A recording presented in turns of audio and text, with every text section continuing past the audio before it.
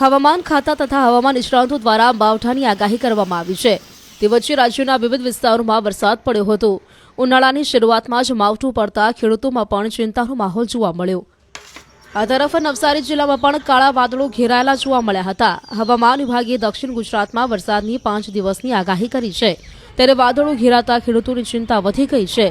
જિલ્લાના ગણદેવી, ચીખલી, વાંસદા, ખેરગામ સહિત અન્ય વિસ્તારમાં વાદળછાયું વાતાવરણ જોવા મળ્યું છે। જિલ્લામાં વાદળછાયા વાતાવરણના કારણે કેરી અને ચીકુના પાકને નુકસાનની ભીતિ સર્જાઈ છે। આંબા પર આવેલ મંજરી ખરી પડવાથી કેરીના પાકને પણ ચાલુ વર્ષે નુકસાન થઈ શકે છે। ઉલ્લેખનીય છે કે આ વર્ષે શરૂઆતમાં કલમ પર સારા પ્રમાણમાં મંજરીઓ બેસવાના કારણે મબલક પાકની શક્યતા હતી, પરંતુ બદલાતા વાતાવરણે ખેડૂતોની આશા પર પાણી ફેરવી દીધું। તો બીજી તરફ વલસાડના વાતાવરણમાં છેલ્લા 2 દિવસથી પલટો જોવા મળી રહ્યો છે।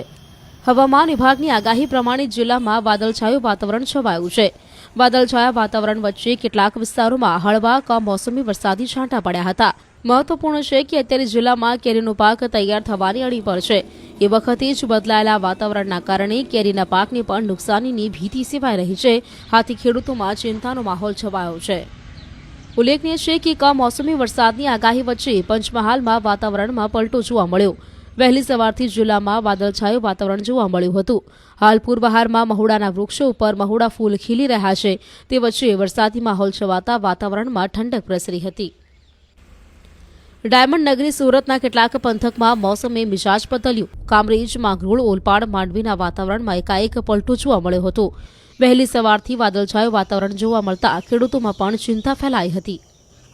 ઉનાળાની ગરમીની શરૂઆત થતાની સાથે જ ધગધગતા તાપમાં લોકો પરેશાન છે। તે વચ્ચે હવામાન વિભાગમાં દ્વારા આગાહી કરવામાં આવી છે અને હવામાન વિભાગની આગાહી વચ્ચે દક્ષિણ ગુજરાતમાં ભરૂચ હોય, અંકલેશ્વર હોય, સુરત, નવસારી, આહવા, ડાંગ, દમણ અને દાદરાનગર હવેલી સહિતના વિસ્તારોમાં વાતાવરણમાં પલટો આવ્યો છે અને ખાસ કરી વહેલી સવારથી વાદળછાયું વાતાવરણ જોવા મળી રહ્યું છે। ખાસ કરીને હવામાન વિભાગની જે રીતે આગાહી છે કે દક્ષિણ ગુજરાતમાં કમોસમી વરસાદની આગાહી કરવામાં આવી છે, તેને લઈને દક્ષિણ ગુજરાતના ખેડૂતોમાં ચિંતાનું મોજું ફરી વળ્યું છે। કારણ કે એક બાજુ ડાંગરનો પાક તૈયાર થઈ ગયો છે, ત્યારે બીજી બાજુ દક્ષિણ ગુજરાતમાં ચીકુ અને કેરી કે જે બાગાયતી પાકોનું સૌથી મોટું સેન્ટર છે। આ કમોસમી વાતાવરણને લઈ જો વરસાદ થાય છે તો આ પાકોને મોટા પ્રમાણમાં નુકસાનની ભીતિ સેવાઈ રહી છે। ખાસ કરીને ચોક્કસ વાતાવરણમાં પલટા સાથે વાદળછાયા વાતાવરણને લઈને લોકોને ગરમીથી રાહત તો મળી છે, સાથે સાથે